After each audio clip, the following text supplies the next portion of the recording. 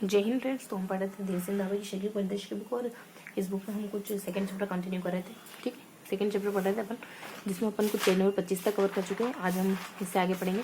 तो हम अब तीसरे पोर्शन पर पहुंच चुके हैं, विद्यालय प्रबंधन समिति को पढ़ने वाले अपन। तो फटाफट से देख लेते हैं यहाँ पे क्या गिवन है। बहुत बेसिक बात गिवन है कि वही उसी पर अपन ज़्यादा फोकस करेंगे जो हमारे एग्जाम में पूछा जा सकता है। ठीक है, तो देखो विद्यालय प्रबंधन समिति के बारे में क्या थोड़ा सा बेसिक बैकग्राउंड पता रखा तो बहुत ज़्यादा इंपॉर्टेंट नहीं। यहाँ अपन मात्र 5 से 7 मिनट देंगे, ज़्यादा नहीं देंगे। इसका मतलब क्या होता है, इसका अर्थ और परिभाषा क्या होती है, इसके उदाहरण की, इसका प्रबंधन वगैरह है ना। तो ये तो बहुत बेसिक बात है, शैक्षणिक प्रबंधन के कार्य वगैरह। तो ये बहुत बेसिक बात है, तो ज़रा सा पढ़ेंगे, इसको बहुत नहीं पढ़ेंगे। तो प्रबंधन का मतलब क्या था, हेनरी फेयर ने क्या कहा है ना, और विलियम क्रूक ने क्या कहा, कुछ ने क्या कहा है। और तो कुछ 3-4 परिभाषा देखेंगे। उसके बाद प्रबंध में कुछ इन्होंने प्रबंध के 14 सिद्धांत को प्रतिबंध किया। ये कोई जरूरी नहीं है, हेनरी फेयर ने प्रबंध के 5 कार्य बताए हैं, ये भी कोई खास जरूरी नहीं लग तो नहीं रहे मुझे। और ने 7 भागों में उधर शैक्षणिक अर्थ में 7 भागों में बांटकर फॉर्मूला प्रस्तुत करा।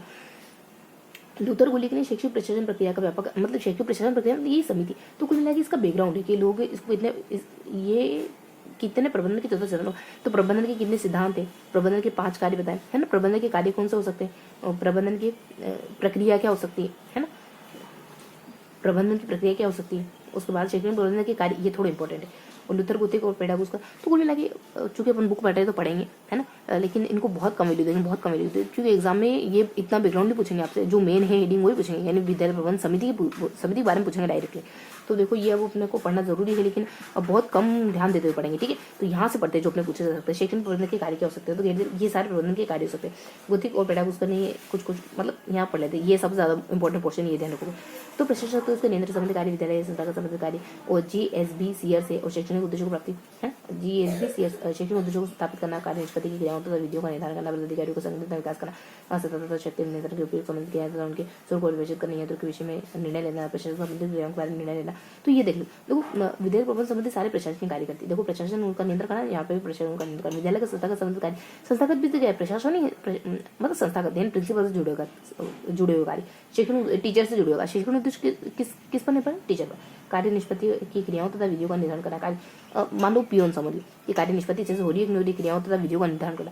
और पदाधिकारियों का संगठन में विकास करना, पदाधिकारियों का संगठन विकास स्कूल में कौन सा मेरे को लग रहा है वो हो सकते हैं, वो बेसिक ना करते बच्चों को पदाधिकारी बनाते हैं, मतलब स्कूल का अध्यक्ष वगैरह वो हो सकते हैं। पदाधिकारियों को संगठन विकास करना, भले ही नहीं हो तो भी ऐसे करके थोड़ा सा ध्यान रखो, जो धीरे धीरे ये चीजें समझ आने लगेगी।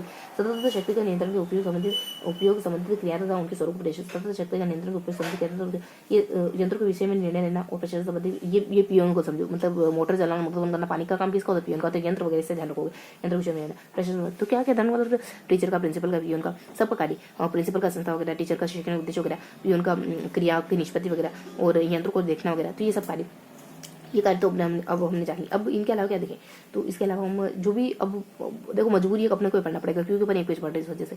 तो प्रबंधन को लेकर कुछ बेसिक बातें कभी नहीं पूछेंगे। शैक्षिक प्रबंधन की अवधारणा क्या होती है थोड़ा सा, इसके बाद अपन है ना थोड़ा सा ये जान लेते हैं इसका अर्थ क्या होता है, परिभाषा क्या होता है, ताकि हमको पता चले कि शैक्षिक प्रबंधन में होता क्या है। ये सिर्फ आपके समझने के लिए, एग्जाम में नहीं पूछेंगे, लेकिन आपको समझाने के लिए कि क्या होता है। अगर आप पढ़ने जा रहे हो तो आपको पता होना चाहिए, तो फटाफट से देख लेते हैं।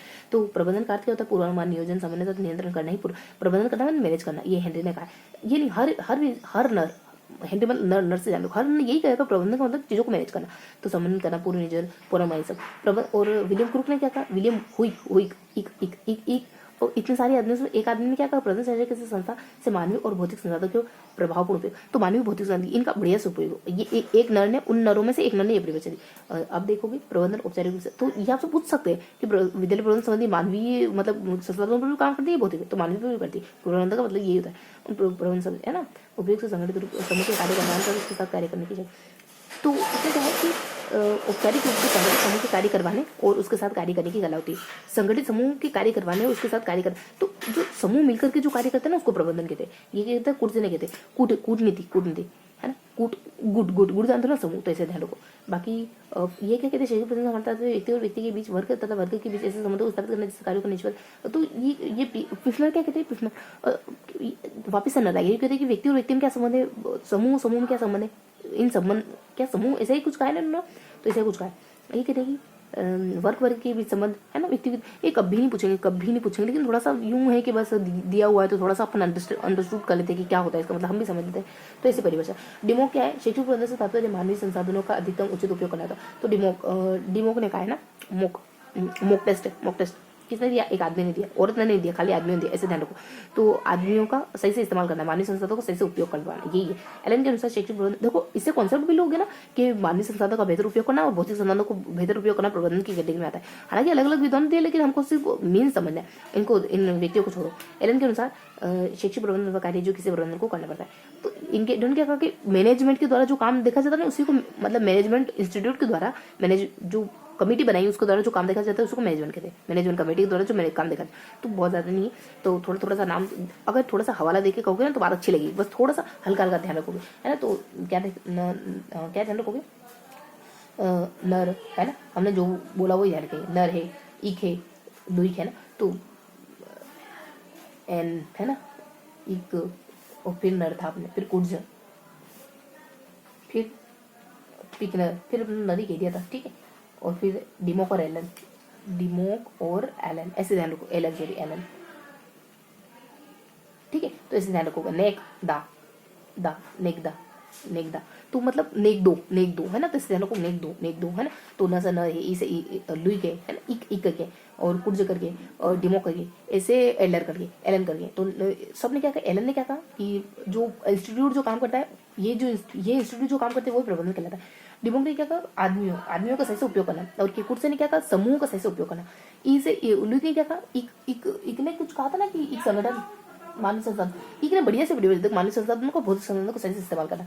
नर से हेनरी भी कहते हैं, और एक और नर भी, दो नर है। तो ये कहते हैं कि मतलब मैनेजमेंट का मतलब मैनेजमेंट होता है, प्रबंधन का मतलब क्या होता है, नियंत्रित करना चीजों को, प्रबंध करना, नियंत्रण करना। मैनेजमेंट का मतलब मैनेजमेंट कहते हैं।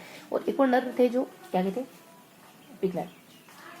क्या कहा पिकनर कि वर्ग के बीच है ना, व्यक्ति और व्यक्ति के बीच अच्छे संबंध होना, वर्ग तो बहुत ज्यादा इंपॉर्टेंट है ही नहीं, ये बातें बिल्कुल इंपॉर्टेंट नहीं। खाली आपको कॉन्सेप्ट क्लियर हो गया ना कि मानवीय संसाधनों को, भौतिक संसाधनों का अच्छे से उपयोग करना ही प्रबंधन की कैटेगरी में आता है, ठीक है। तो बस इतना ध्यान रखो, बस आगे नहीं जाएंगे, ठीक है। और थोड़ा थोड़ा माइंड में रखेंगे बस। अब प्रबंधन का मतलब क्या होता है, शिक्षा प्रशासन के अवधारणा के विकास शिक्षा के राज्य के नियंत्रण में आने से हुआ। बाद में ब्रिटिश सरकार द्वारा शिक्षा विभाग की स्थापना, राज्य विद्यालयों की स्थापना, निजी शिक्षण संस्थानों को अनुदान देने की प्रणाली ने शिक्षक प्रशासन की अवधारणा को विकसित करा, प्रशासन की अवधारणा को विकसित करा, ठीक है। तो थोड़ा प्रबंधन वगैरह, दान वगैरह देते तो कौन मैनेज करेगा कि दान का इस्तेमाल कहाँ करे, इस वजह से इसका प्रादुर्भाव हुआ, ये बताना चाह रहे। शैक्षिक प्रशासन की अवधारणा के विकास की दिशा के राज्य के नियंत्रण में आने से हुआ, और बाद में ब्रिटिश सरकार द्वारा किसकी शिक्षा विभाग की स्थापना, राज्य विद्यालय की स्थापना, निजी शिक्षण संस्थाओं को अनुदान देने की प्रणाली ने, तो कुल मिला के बहुत ज्यादा इंपॉर्टेंट नहीं, ये तो हमने पढ़ लिया।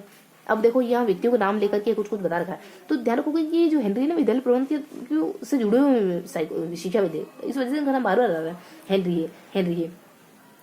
गेटजेल के अनुसार तो ये काम है, और जीसस 20 ईयर्स। अच्छा, मैं उस समय समझ नहीं पा रही थी कि क्या था, तो ये मतलब ये कार्य अलग अलग व्यक्तियों के अनुसार है। अब थोड़ा सा समझेंगे, खाली पढ़ेंगे खाली कि मेरी पार्कर फॉलेट है जो प्रबंध दूसरे से कार्य करवाने की कला होती है, और फ्रांस के हेनरी फॉयल को आधुनिक प्रबंध का पिता कहा जाता है। इन्होंने प्रबंध के 14 सिद्धांत दिए, बस इतना ध्यान रख लोगे। हेनरी को देखो, हेनरी प्रमुख रूप से जाने जाते हैं ना कि इन्होंने सिद्धांत दिए, इन्होंने कार्य बताए, उसके बाद ठीक है तो इनको पढ़ लेते हैं। इन्होंने कार्य का विभाजन है, अधिकार, उत्तरदायित्व, अनुशासन, आदेश की एकता वगैरह, निर्देश की एकता वगैरह, व्यक्तिगत हित के स्थान पर सामान्य को ध्यान रखना, परिश्रम को केंद्रीकरण, सोपान श्रृंखला, व्यवस्था वगैरह, समता वगैरह, कर्मचारियों के कार्यकाल में स्थायित्व वगैरह, पहलपन वगैरह, सहयोग भावना वगैरह। हेनरी फॉयल ने प्रबंधन के 5 कार्य बताए, नियोजन करना, संगठित करना, निर्देश करना, नियंत्रण करना, समन्वय करना, ये सब है ना। NS है ना, नस ध्यान रखो, निर्देश, नियोजन, नियंत्रण, समन्वय, समायोजन। अब POCC लूथर गुलिग ने शैक्षिक प्रशासन प्रक्रिया का व्यापक अर्थ 7 भागों में बांटकर फॉर्मूला प्रस्तुत करा। देखो इन्होंने पोस्ट डको रब ऐसे, पोस्ट कोरब, अच्छा इन्होंने पोस्ट कोरब ऐसे पढ़ो, तो पोस्ट कोरब है ना।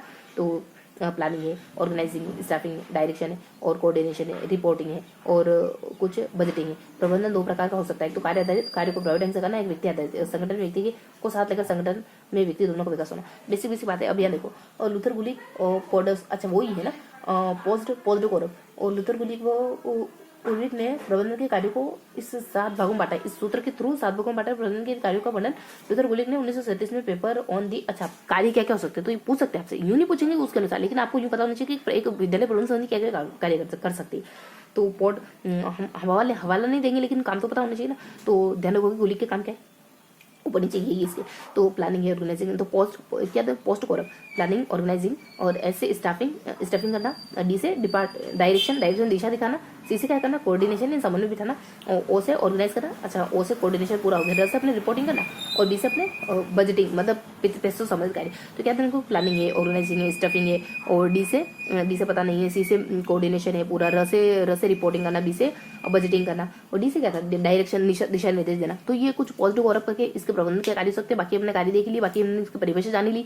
अब एक जो फ्यूल करके महान व्यक्ति, उनके अनुसार अपन देख लेते हैं कि 14 फॉर्मूले कौन से उनके अनुसार काम किए। तो उन्होंने काम के लिए हमने इसकी ट्रिक बना दी, या नस करके हमने ट्रिक बना दी। नस नस नस मेरी बोले सोंगे ना, उससे ध्यान रखोगे। तो नस हमको नियंत्रण, ये हिंदी की नहीं, हिंदी की ट्रिक है, तो हिंदी में लिखो नस, है ना। तो न से नियोजन करना, नियंत्रण करना, निर्देश करना है, नियोजन नियंत्रण मतलब सब ई की मात्रा, नियोजन नियंत्रण निर्देश ये सब। उसके बाद संगठन समन्वय, तो ये इनके अनुसार कार्य। उसके बाद 16 इन्होंने 14 सिद्धांत बताया, मतलब कि इस पर कार्य करते हैं। कार्य का विभाजन, अधिकार, उत्तरदायित्व, ये बहुत ज्यादा जरूरी सिद्धांत। कौन से सिद्धांत पर कार्य करते हैं, विद्यालय प्रबंधन होती, कभी ऐसा पूछो थोड़ा सा पढ़ लो। कार्य का विभाजन करना, अधिकार, उत्तरदायित्व, अनुशासन, आदेश की एकता वगैरह, निर्देश, आदेश की एकता है ना। कार्य का विभाजन होता है, इसमें अधिकार उत्तरदायित्व होता है लोगों के ऊपर, अनुशासन बना देता है, आदेश की एकता होती है कि मतलब जो आदेश दिया मतलब प्रबंधन समिति के अध्यक्ष द्वारा वो पालन किया जाता होगा, निर्देश की एकता वगैरह, है ना। वो व्यक्तिगत हित के स्थान पर सामान्य हितों को वरीयता देना, यही सही। निर्देश की एकता वगैरह मतलब वो ऑर्डर वगैरह देना, पारिश्रमिक को मतलब पैसे वगैरह देना, बदले में केंद्रीकरण करना, सोपान श्रृंखला है, व्यवस्था है, शब्द है, सबको बराबर महत्व होता है, हर सदस्य को व्यवस्थित रूप से काम करना, ऐसा कुछ होगा। कर्मचारियों के कार्यकाल में स्थायित्व होता है, पहल पर सहयोग भावना होती है। तो ये इन सिद्धांतों पर एक कार्यकारी समिति काम करती है, ठीक है। तो हमने देखते देखते सारा कुछ याद कर लिया। प्रबंधन के दो प्रकार होते हैं, एक तो कार्य आधारित हो सकता है, व्यक्ति आधारित हो सकता है। व्यक्ति में कार्य में क्या होता है कि कार्य को करने पर जोर दिया जाता है, व्यक्ति में क्या होता है, व्यक्तिगत संगठन। तो आपको देखो बहुत ज्यादा इंपॉर्टेंट नहीं है, मैंने पहले कहा था। तो अब उनको क्या देखना है, इसको थोड़ा सा दोहरा लें। तो बहुत ज़्यादा कुछ खास बातें इंपॉर्टेंट है नहीं इसमें, थोड़ी बेसिक्स बातें हैं ना कि इसके कार्य क्या हो सकते। तो हमने सबसे पहले यहाँ पे कार्य पढ़े थे, शुरुआत यहीं से करी थी। उसके बाद यहाँ परिभाषा पढ़ते थे ना, एक कोना ये एक कोना ये, उसके बाद इन दोनों कोनों को भी कवर कर लिया था हमने, मतलब क्लोज बना दिया 1 2 3 4 है ना। तो इस तरीके से हमने यहाँ पे तो वही अपने क्या नाम है उसका जो बहुत प्रसिद्ध व्यक्ति, उसके अनुसार 14 सिद्धांत वगैरह उसके अनुसार हमने नेक्स्ट की ट्रिक बना दी। और एक और तो लूथर करके उसने तो खुद ही पोस्ट कॉरअप करके ट्रिक दी, तो उन्होंने स्क्वायर बना के पढ़ा, ठीक है। तो बस ज़्यादा कुछ नहीं है। तो क्या बताएं, देखो कुछ भी नहीं है। तो यहाँ इस प्रबंधन समिति के कार्य क्या हो सकते हैं। तो हमने ट्रिक बनाई थी कि स्कूल में जो भी व्यक्ति, बच्चे, टीचर, प्रिंसिपल, इन सब के अनुसार जो भी कार्य हो, मतलब इन सब के अनुसार इन सबको हमने ट्रिक में शामिल कर लिया था, ठीक है। यहाँ पे हम कह देते हैं कि नेक दो दादा, मतलब नेक दो ऐसा। तो ध्यान रखो, यहाँ नेक दो करके हमने ट्रिक रखी थी, उनके अनुसार अलग बातें। प्रबंधन क्या होता है कि तो हम दोनों मतलब भौतिक काम आना सही से इस्तेमाल कर देना। जो संस्था, ऐसी संस्था जो काम करती है उसको प्रबंधन कहते हैं। प्रबंधन मतलब प्रबंधन ही होता है, ऐसा करके हमने कुछ याद रखा था। एक दो परिभाषा है हालांकि। अब यहाँ पे तो बेसिकली यहाँ पे तो सिद्धांत बताए जाते हैं और यहाँ पे कार्य बताए जाते हैं, फिर पॉजिटिव कर्म सूत्र वगैरह आ जाता है, ठीक है। तो यहाँ दो शिक्षाविदों के अनुसार बताया। एक तो वो लियोन करके कोई है, हेनरी करके एक्चुअली, और लूथर करके, है ना। तो यूथ है ना। तो इस तरीके से हमने कुछ बातें ध्यान करी, ठीक है। तो हमने फर्स्ट बार दोहरा लिया। अब देख लेते हैं कि कुछ रहा तो नहीं, जैसे कुछ रहा तो नहीं, रहना तो नहीं चाहिए, है ना। तो ये कार्य देख लिया। यहाँ हमने ना परिभाषा लिख करके मतलब कुछ परिभाषा तो याद कर ही ली हल्के लिए, हल्का ही देखना है, इतना ही महत्वपूर्ण है, बस इतना ही महत्वपूर्ण है। उसके बाद यहाँ हमने कुछ बेसिक बातें पता कर ली। प्रबंधन के 14 सिद्धांत, ये हमको कोई मतलब नहीं, इससे ज्यादा कुछ, है ना। हेनरी पॉल है, तो ये हमने सारा कुछ देख लिया। मेरे हिसाब से तो कुछ भी नहीं बचता है। 1937 में इन्होंने 7 भाग बताते, हमको मालूम है ही सही, इन्होंने 7 भाग दिए, ठीक है। तो ये हमने कुछ बेसिक बातें कवर कर ली। अब थोड़ा सा अपन एक दो बार दोहरा देता कि चीजें वैसे तो थोड़ा सा। तो यहाँ प्रबंधन के क्या कार्य हो सकते हैं, प्रबंधन की परिभाषा हो जाती है 2 साइकोलॉजिस्ट के अनुसार स्पेशली। इसमें थोड़ा सा ध्यान रखो, तो 2 प्रकार का होता है, व्यक्ति के अनुसार और कार्य के अनुसार, इस तरीके से देखो। तो कुछ बेसिक बातें जानी, प्रबंधन क्या होता है, तो प्रबंधन के कार्य क्या होते हैं, प्रबंधन की परिभाषा क्या होती है, तो प्रबंधन के कार्य, प्रबंधन की कार्य परिभाषा, इस तरीके से है ना। यहाँ अपन बहुत बेसिक बातें देखते हैं। जैसे एक तो लूथर के अनुसार देख लेते हैं और एक हेनरी के अनुसार देख लेते हैं। ये हमने सेकंड टाइम दोहरा लिया, बस मैं इसी वजह से इतना सही दोहरा रही, क्योंकि इतना इंपॉर्टेंट है, क्या करें तो, ठीक है। इतना ही पढ़ेंगे, एग्जाम में इतना ही पूछने वाले, बहुत ज्यादा पूछेंगे नहीं।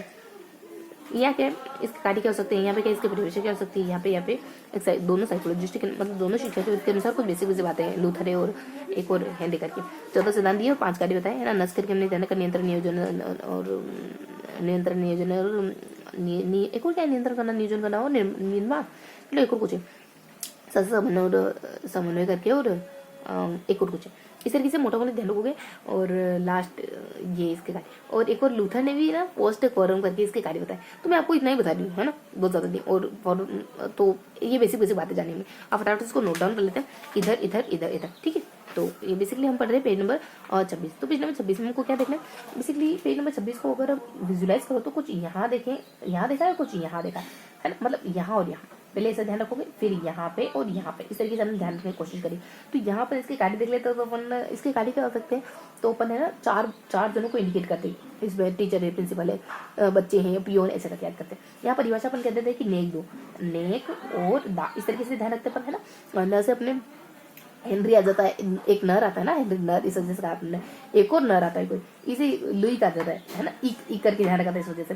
के से कुट्स आ जाता है, और डी से डिमोन आ जाता है, डिमोक आ जाता है, ए से एलन आ जाता है। इनके तो सबके द्वारा कुछ ना कुछ बातें की जाती है। नर के द्वारा ये कहा जाता है कि प्रबंधन का मतलब प्रबंधन नहीं होता है। एक और नर पता नहीं क्या कहता है, एक और नर क्या कहता है, क्वेश्चन मार्क लगा दो। और यहाँ ई से इकदल कहता है कि एक मतलब भौतिक और दोनों संसाधनों का इस्तेमाल, बहुत अच्छी परिभाषा है।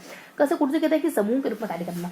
डी से डिमोक कहता है कि व्यक्ति का व्यक्ति से संबंध और समूह का समूह से संबंध, ये कुछ खास परिभाषा नहीं। एलन के द्वारा कहा जाता है कि इसमें है ना Allen Allen Allen Allen Allen पता नहीं क्या कहती है एलन, ठीक है। तो ये अब यहाँ देखो तो अपने वो जो आता है ना, क्या नाम उनका, लुइक लियो, एक विद्वान है वो सबसे, हेनरी ना 14 सिद्धांत, एकता का, निर्देश का, समानता का, समता का, प्रभुत्व का, केंद्रीकरण का, प्रभुत्व नहीं केंद्रीकरण का, इस तरीके से कुछ सिद्धांत बस फिनिश कर रहे हैं, ठीक है, फिनिश कर रहे हैं बस। तो ये कुछ सिद्धांत है, जरूरी नहीं, लेकिन कार्य देखो, नियंत्रण है, निर्देश है और नियोजन है, शायद निर्देश हो सकता है। इसके अलावा समन्वय है और एक और समायोजन वगैरह हो सकता है ना। दो बातें मिस रेडी, लेकिन मैं मन से बता रही हूँ, तो नियोजन मन से कहा थोड़ा सा, और समायोजन हो सकता है ये ना हो। अब इनके अनुसार एक लूथर करके कुछ है, पॉज्ड कॉलम, पी से प्लानिंग वगैरह और ऑर्गेनाइज, पॉज्ड है ना पो, तो ओ से ऑर्गेनाइजिंग वगैरह, और स से अपने स्टाफिंग वगैरह, डी से पॉज, डी से अपने कुछ डायरेक्शन वगैरह, और कौरव करके मतलब कोऑर्डिनेशन वगैरह, र से बी से अपने क्या है बजटिंग वगैरह, रस से रिपोर्टिंग वगैरह। तो ये सब कुछ दोहरा लिया, कुछ नहीं बचा, आप देख लेते हैं जहाँ क्वेश्चन मार्क लगाया उसमें क्या है। तो देखो क्वेश्चन मार्क हमने लगाया, देखो मैंने कहा तो शायद निर्देशन हो सकता है, निर्देश हो सकता है, बिल्कुल सही निकला।